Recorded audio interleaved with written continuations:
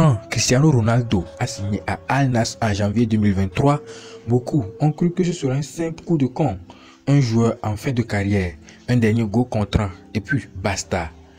Mais ce qu'on n'avait pas prévu, c'est que ce transfert allait ouvrir une brèche immense.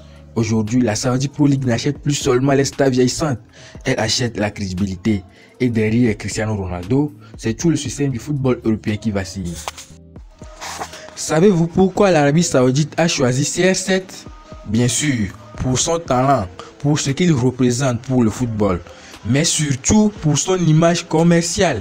Cristiano est suivi par plus de 900 millions de personnes sur ses réseaux. Dès son arrivée, le compte Instagram de Al Nassr est passé de 800 000 abonnés à plus de 13 millions en quelques semaines. Vraiment, c'est énorme, plus que certains clubs historiques d'Europe comme l'Ajax ou l'AS Roma. Ce n'est pas seulement du football, c'est une opération d'influence mondiale. Tout le monde sait que Benzema, Neymar, Kanté, Mané et tout récemment João Félix, etc. sont partis. Mais ce que peu de gens savent, c'est l'écart monstrueux entre ce qu'ils gagnaient en Europe et ce qu'ils touchent aujourd'hui. Par exemple, Alain Saint-Maximin, à Newcastle, son salaire tournait autour de 4 millions d'euros par an.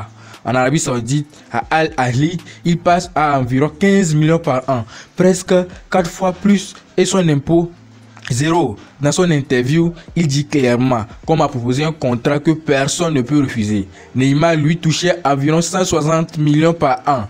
Mais ce n'est pas seulement le salaire, ce sont aussi des primes pour chaque match gagné, des revenus liés à son image et même une maison mise à sa disposition par le club. Et même des joueurs comme Kalidou Koulibaly, qui était encore titulaire à Chelsea, est passé de 9 millions en Angleterre à plus de 30 millions en Arabie Saoudite. Le vrai problème, ce n'est pas que des stars partent, c'est que l'Europe perd son avantage compétitif. En Europe, il y a des impôts très élevés. En France, par exemple, un joueur peut perdre jusqu'à 45% de son salaire. En Espagne ou en Angleterre, c'est 35 à 40%. En Arabie Saoudite, zéro impôt. Ce qui veut dire qu'un joueur qui gagne 10 millions en Europe gagne en réalité 6 millions.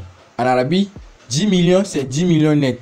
Ce détail, beaucoup de fans l'oublient, mais pour un joueur, c'est très important. Ça change tout. Pourtant, malgré ces chiffres, l'Europe garde encore deux armes. La Ligue des Champions, la compétition que tous les joueurs rêvent de jouer. La visibilité sportive. Jouer un Real Barça ou un Liverpool United reste incomparable en termes d'émotion. Mais pour combien de temps? Quand Neymar dit qu'il n'a jamais vu des infrastructures aussi modernes en Arabie Saoudite, quand Saint-Maximin explique que les clubs saoudiens prennent soin de chaque détail pour les joueurs et leurs familles, ça veut dire que le gap se réduit. Alors, menace ou bulle financière, aujourd'hui les clubs européens survivent grâce au prestige et à l'histoire. Mais financièrement, ils ne peuvent plus lutter. Et si demain un joueur comme Mbappé ou Haaland décidait de céder aux millions saoudiens, est-ce que l'Europe garderait encore son trône?